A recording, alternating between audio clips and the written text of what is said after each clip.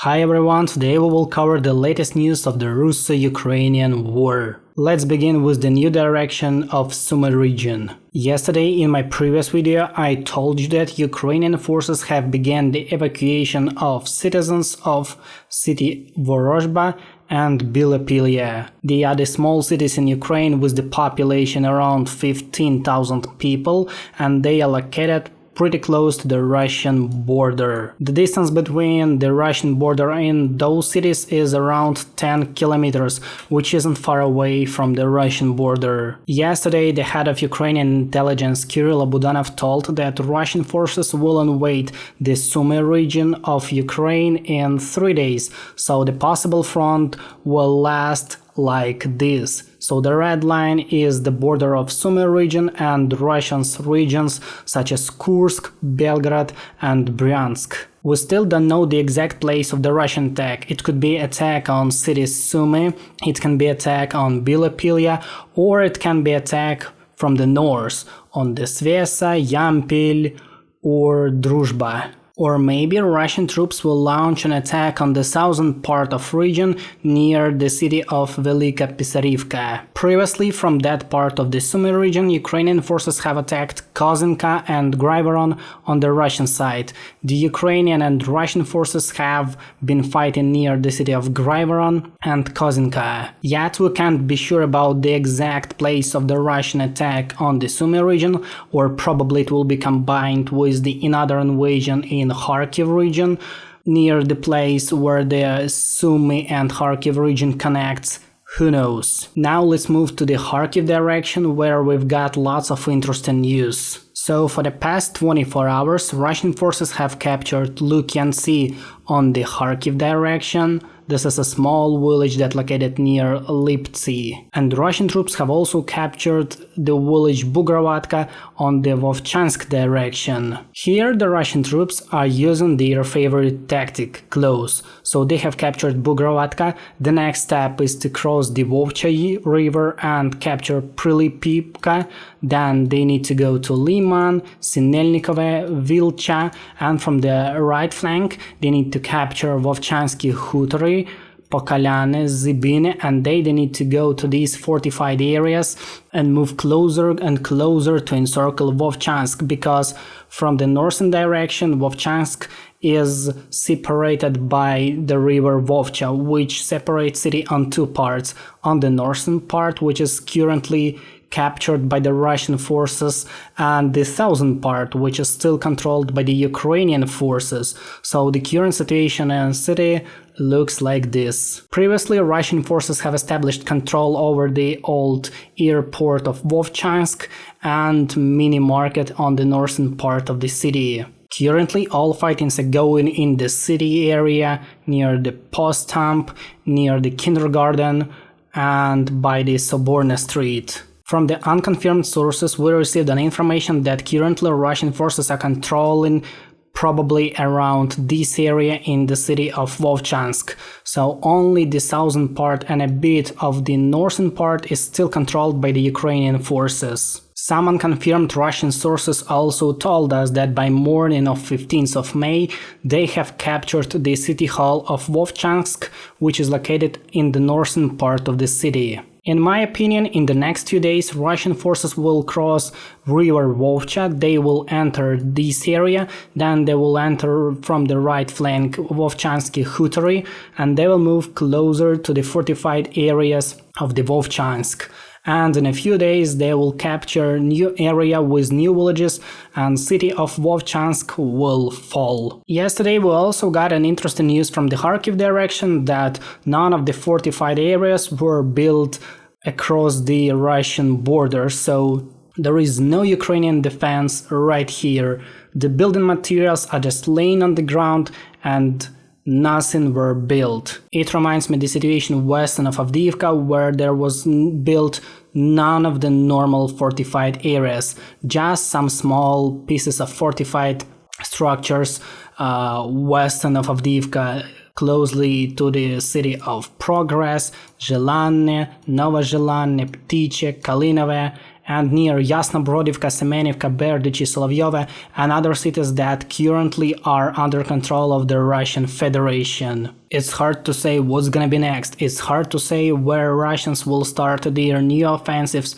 Probably they will launch a new invasion from the Belgorod region to the Kharkiv region, and they will try to connect their front line of Kupiansk and Vovchansk, because if Russians have a goal to capture the whole Donetsk Oblast, first of all they need to capture the city of Izium, which is the main point from where they can say that okay, we will attack the western part of Donbass, because storming Slovyansk and Kramatorsk with other cities in the Donbass area such as Drushkivka and Konstantinivka without having a foothold on the western part of the city, creating a new close around Slavyansk and Kramatorsk, going from Izium to Barvinkove to the other part of the western Donbass. That's the only option to capture the western part of the Donetsk Oblast. And if they want to do that, they need to go from the north. They need first of all capture Veliki Burluk, then capture Pechenigi,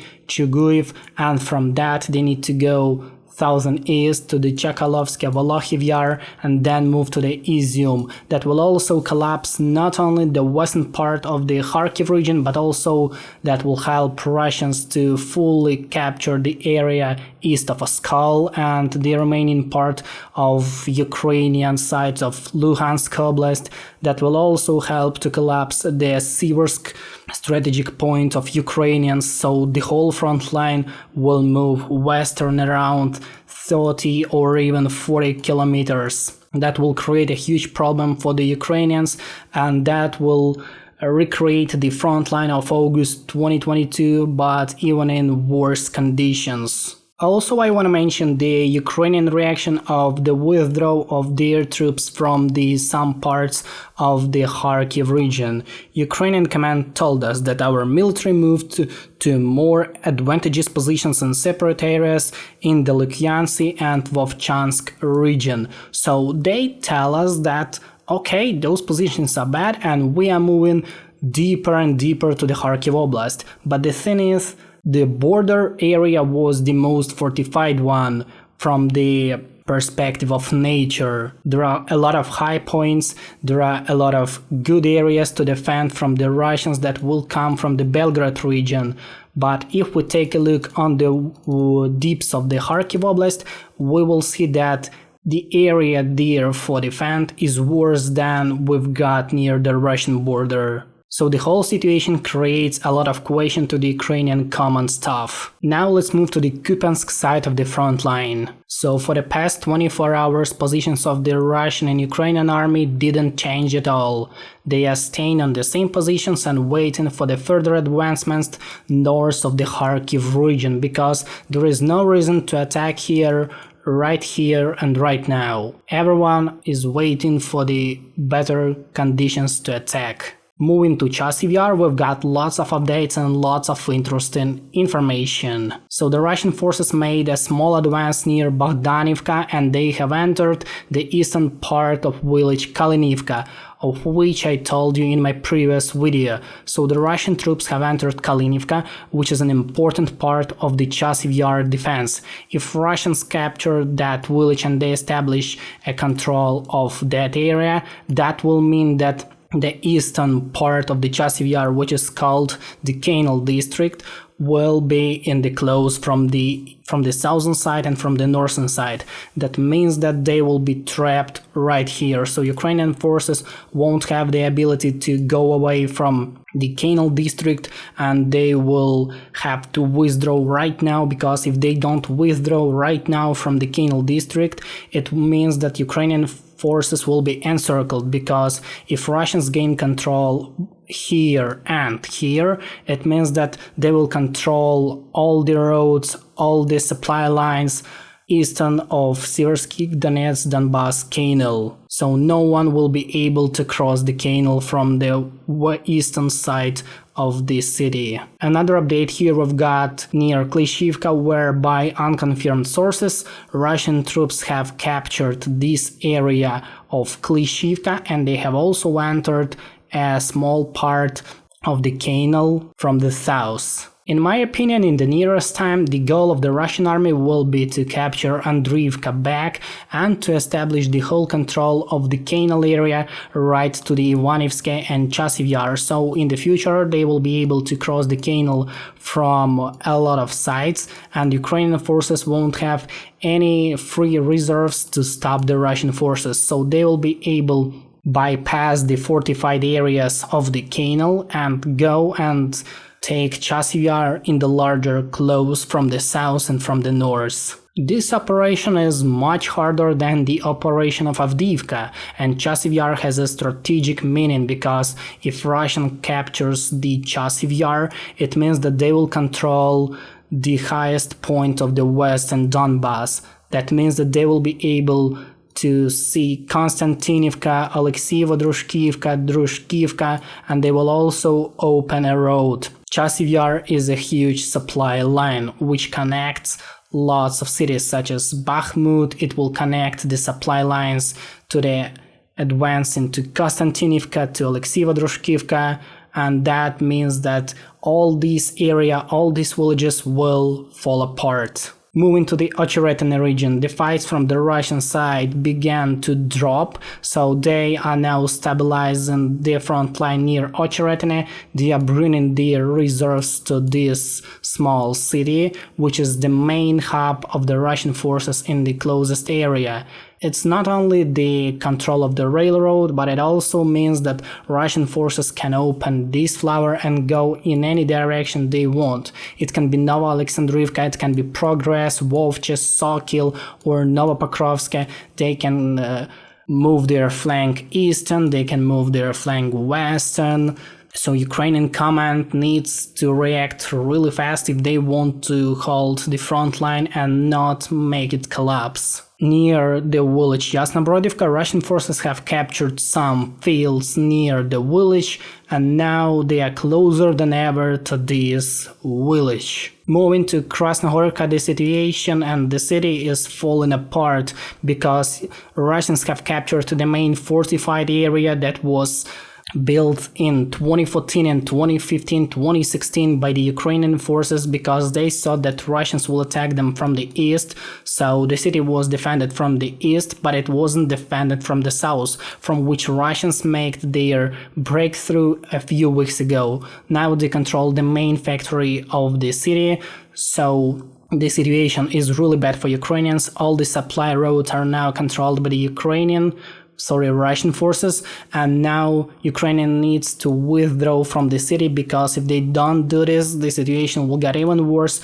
and Ukrainian forces can be encircled right here near Krasnohorivka, because Russian forces can also launch some attacks near Nivelska, and that means that city will be encircled, fully encircled from the east, from the west. So Ukrainian command, if they want to save their people, need to move to the Zhelane Druge, to the Zorane, to the city Hirnik, Kurahivka, and step by step the front line is moving western and western.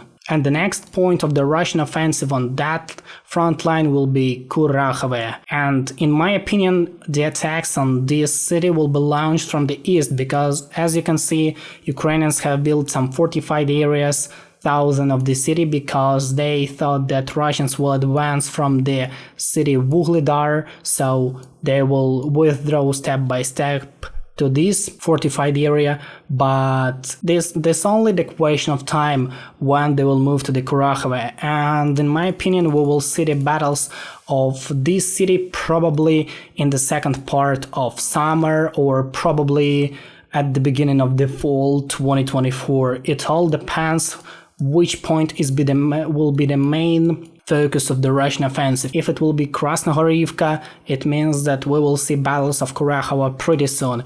If it will be the Chasiv Yar direction, the direction of city Seversk, that means that we will see the battles of Kurakhove in fall 2024. Moving to the south, the front line is stable, nothing has changed for the past 24 hours. Russians are preparing some attacks on Robotine and Velika Novosilka.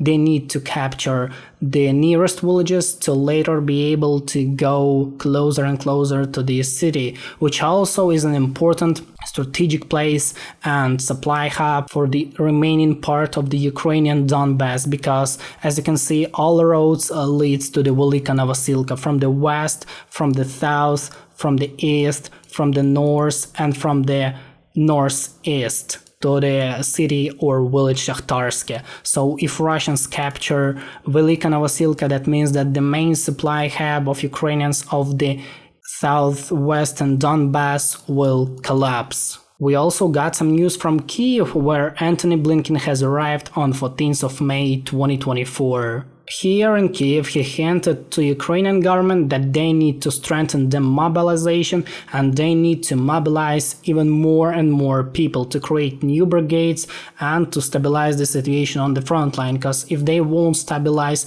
the front line, and if they won't make a normal mobilization, that means that West won't give them weapons. Of course, it wasn't the direct message, but everyone understands why did Blinken arrive to Kyiv and why did he say the words about the mobilization. Why does he want to make the mobilization even tougher? Why does he want to mobilize even more Ukrainian men to go and fight on the east? Even the new military package applied by the United States wouldn't be applied if Ukrainian government didn't approve the new mobilization law, which will start on 18th of May 2024, and we will see the consequences of it in the nearest future, because it will affect Ukraine a lot. It can destabilize the situation with supplies of the region, because more and more Ukrainian men are involved in that war, which means that the civilian life will be affected in the bad way. If you want to see more and more news of the Russo-Ukrainian war, subscribe on this channel and put like for that video.